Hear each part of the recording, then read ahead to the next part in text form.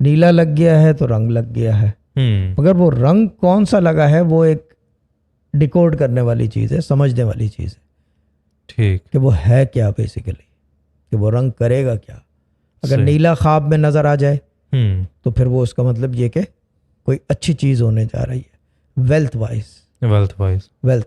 ठीक। अगर येलो नज़र आ जाए, ठीक है ना, वो भी एक अच्छा साइन है।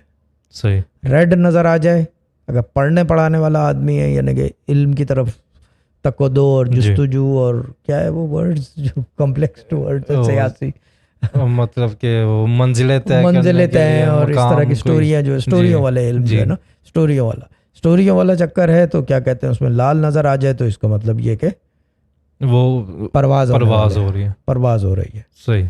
ये चीज़ है। नाउ दीज आर ऑल मोटे मोटे कलर्स, मगर पर्पल भी काम करता है, मिक्सचर ऑफ कलर्स भी काम करता है, क्योंकि basically in colours I think there are only 7 colours है ना, कुल मिला के 5 या 7 इतने ही हैं। फिर वो जाके मिक्स होके कोई और कॉम्बिनेशन और डिफरेंट कलर्स बनते हैं। ये चीज़ है, उनके भी इफेक्ट है।